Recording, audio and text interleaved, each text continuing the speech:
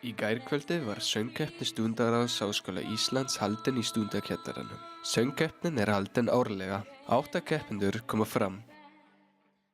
Dómarar kvöldsins voru Hildur Kristín Stefánsdóttir sem hefur tekið þátt í ýmsum tónlistarhátíðum, tónlistarmaðurinn Ási Þórðarson og Ásthildur Guðmundsdóttir sem hefur lært söng frá því hún var lítil.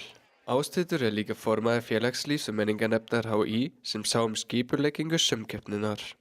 Ég heiti Ásthildur Guðmundsdóttir, yfirleitt kölluð Didda og ég að klára tómstunda- og félagsmálafræði í HÍ.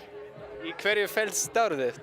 Það felst aðalega í því að halda skemmtilega viðburði fyrir nemendur HÍ og þeir eru mjög fjölbreyttir og skemmtilegir og ég með 4 einstaklinga í nefndir hjá mér fyrir utan mig sjálf, við erum 5 og sem að hjálpa mér að gera skemmtilega viðburði.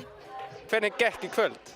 Það gekk mjög vel og það var rosa gaman að hlusta á alla þessa hæfileikaríku söngvara og skráningin var mjög góð og bara mjög skemmtilegt kvöld og margir sem komu á kjallarann að horfa á, þannig að það var mjög gaman.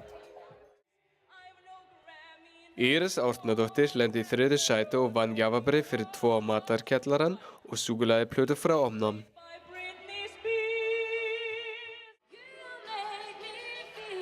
Annað sæti fékk gjafabréf fyrir 2 Bergson og matarkjallarann og súkkulaðiplötu frá Omnum. Rannveig Júlía Sigurpálsdóttir tók það.